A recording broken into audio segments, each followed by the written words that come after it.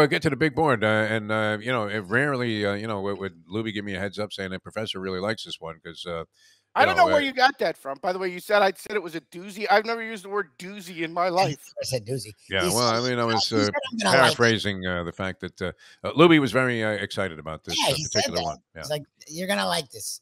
Well, I heard a comment the other day during Tom Brady's obviously fake retirement.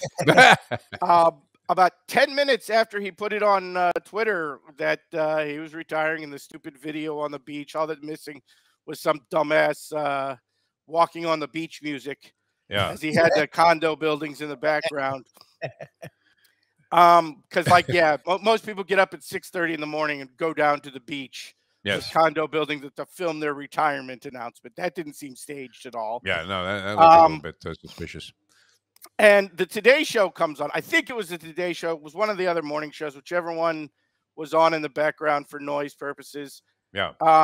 And the comment by the announcer was, Tom Brady is like pizza. Even if he's not your favorite thing, everybody likes pizza and everybody likes Tom Brady. And my immediate reaction was, you had to throw up. That's a load of bullshit. Like,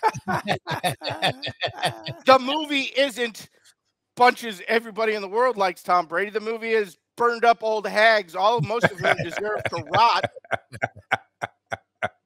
Love Tom Brady. They had to go get Jane Fonda. Like, could you not? Yeah. I mean, say what you will about Jane Fonda's politics, the politics of the Vietnam War.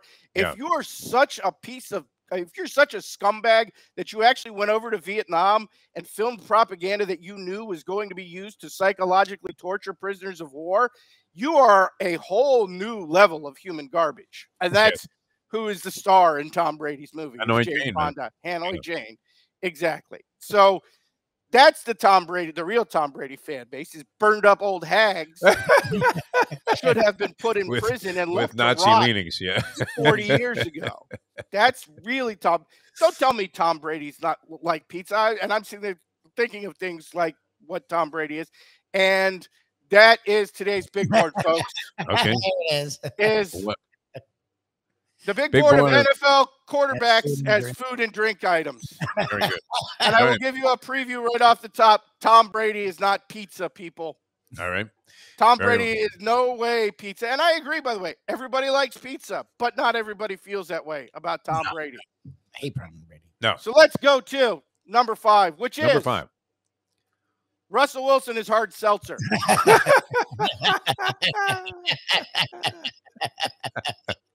A few years back, everybody was sort of fascinated with the concept of both hard seltzer and Russell Wilson because it's kind of a hybrid, right? It's not really a cocktail. It's not really beer. It's some sort of thing in between. Russell Wilson's not really a running quarterback. It's not really a pocket quarterback. But much like hard seltzer still will get you drunk, the Russell Wilson thing kind of worked for a while. But number one, what did you find out? That both are exclusively enjoyed by douchebags. Yeah, I'm with you there 100%. I'm not a fan of that stuff. Both make a terrible combination with weed. Yeah. Not even a good buzz, I don't think. Both come in all sorts of bizarre flavors that are only enjoyed or thought about by weirdos, because never once have I thought, using the example here, you know what I'd like is a black cherry malt liquor. And never once, like Russell Wilson, have I thought is, you know what I would enjoy for my 30th birthday? Dressing up like Batman. My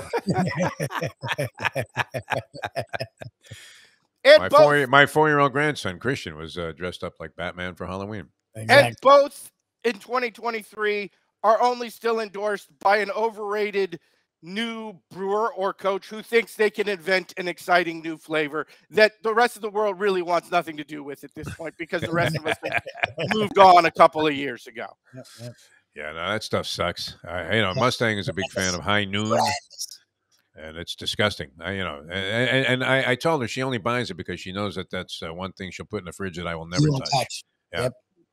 So there you go. Number 4. Number 4. Number 5 is Russell Wilson. That takes us to number 4, which is Lamar Jackson is the Popeyes fried chicken sandwich. Yeah, well, you better be careful. This is. We want to issue a disclaimer here. These are the thoughts. No, hold on. Let me finish. Allow me to finish. If you have a black friend, they will swear that this is the greatest innovation in the history of mankind, who has completely changed the game, whether the game be food or the quarterback position.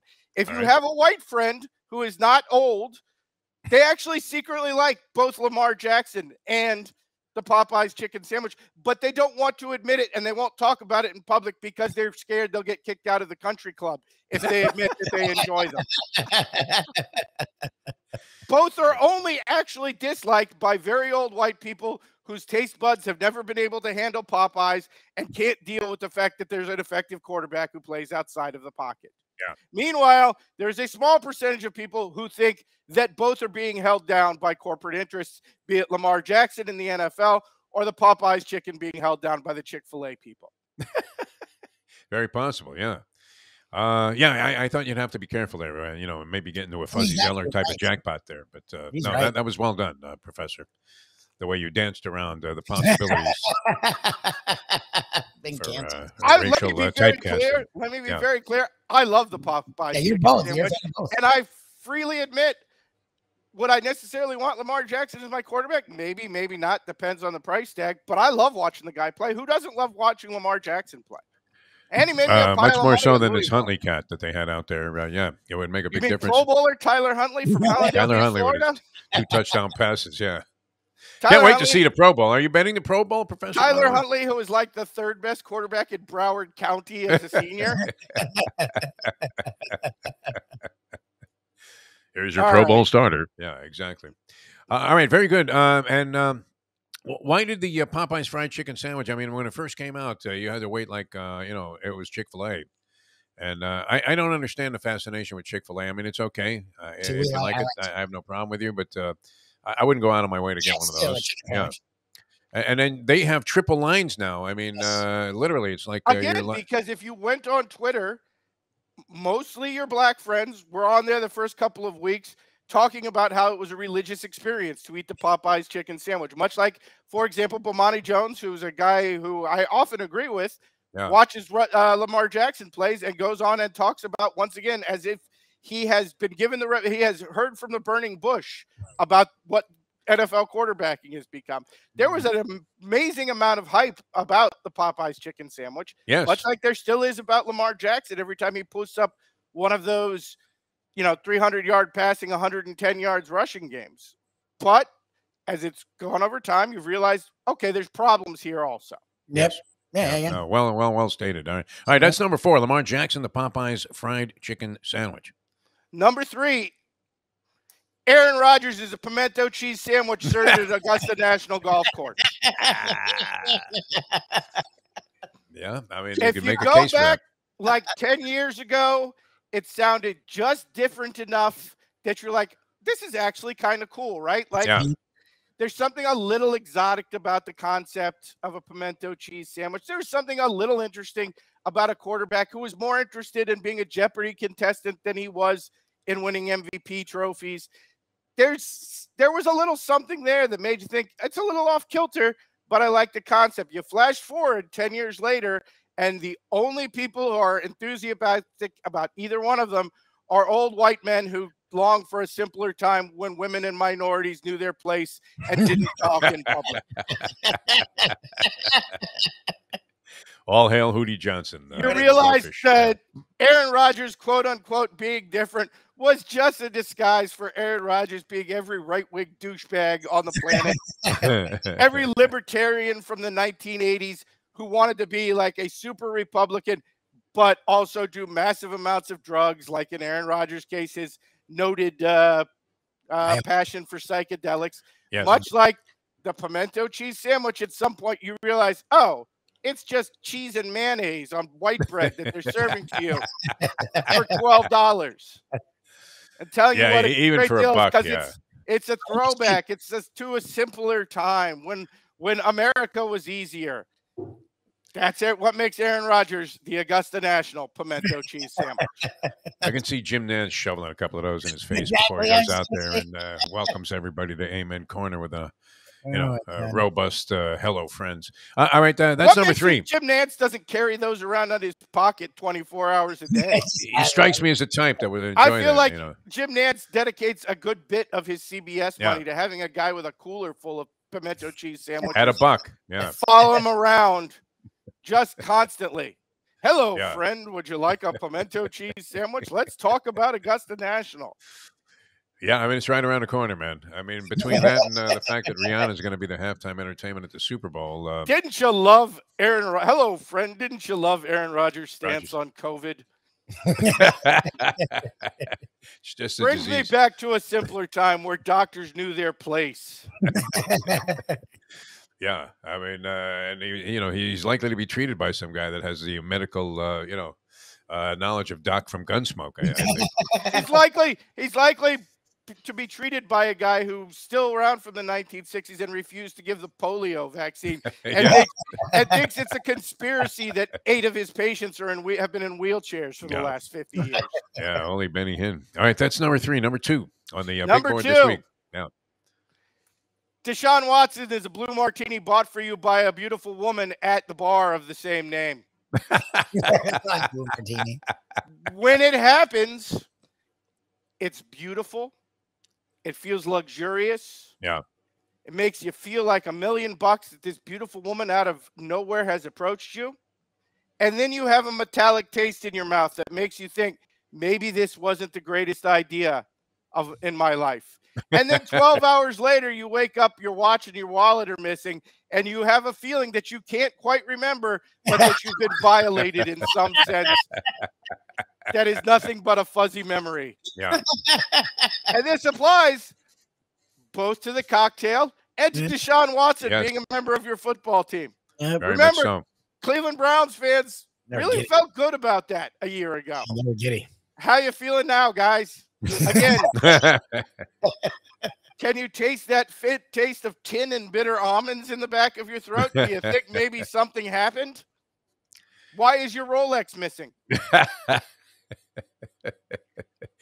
Classic, man. I mean, very, very strong equation there. Deshaun Watson and a blue martini at the Blue Martini. Yeah. Yeah. Excellent. All right. And number 1, I'm going to tell you, is Tom Brady.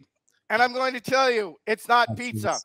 Everybody loves pizza. I agree with that. Basically, everybody does love pizza. Everybody does like pizza. Tom Brady, on the other hand, is a very different food item, and one that I'm sure is going to offend Mike Mayo, who's coming up. I know where you're going. A fan of both Tom Brady. Oh no! And Skyline Chili. Tom Brady. You got it. Is a plate of Skyline Chili. Whether it be spaghetti and onions and chili and cheese all mixed together on a plate, or whether it be dumping the mother of your first child while she was pregnant, making out with your children and then putting pictures of it all over the internet and television, seldom brought up cheating for tributes. 3 decades. The elements of these things by themselves are disgusting. But when you combine them, are absolutely repulsive. Make for just the worst combination possible.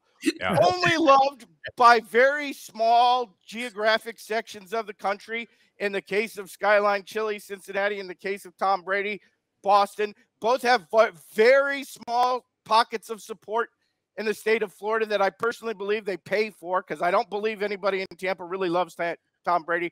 I think those are paid endorsers, much like I suspect people who endorse Skyline Chili of Fort Lauderdale have been paid over the years to endorse Skyline Chili of Fort Lauderdale, and both absolutely viewed somewhere between suspicious and loathed by everybody else in the country. Again, there isn't enough stuff on the table at Skyline Chili to completely disguise the taste of just how absolutely lifeless this stuff is. Yeah, even on a 5-way. I agree with you 100%. There's nothing you can do to Skyline Chili. I don't think you can put it on spaghetti. I put it on anything. It's still disgusting. Much like talk about how great Tom Brady is and how he's the GOAT and won the championship. It doesn't hide up the fact that you make out with your kids and put it on the internet. Like, some things leak out despite what you try to combine them with, and that's what you are. On one some step level, away from you're Kevin disgusting Spacey. and you can't hide it. Yeah. Yeah. No, it's very unusual, and I had a funny feeling that's the that this reason might be most of the number one. country absolutely hates it. Yeah, it's a reality. All the people, by the way, who are now on CBS ripping Greg Olson like your man Phil Mushnick, it's because they're being paid to set the table for Tom Brady. Oh, for Brady? Oh, CBS. Well, what do you think of Olson? I mean, are you an Olson fan? He would Compared to have Tom potential Brady, for I think me. he's the greatest thing in the history of the world. Might be, yeah. Well, I mean, I would imagine you're going to have to sound down and maybe even I don't know how you're going to catch games with Brady the Fox #1 game next year. I'm actually I've got to order in at Best Buy the next time they have a major sale on TVs. I'm buying floor models so that I can sit in my movie room here and shoot TVs out like Elvis. Tom, what'd you think about that? Yeah, I mean, that's going to be great next year. Where he hasn't said anything with any significance to it in terms of anything regarding his football career. So I don't know how deep he's going to go into a thing where he's not. It's he fake. might be valuable in that role.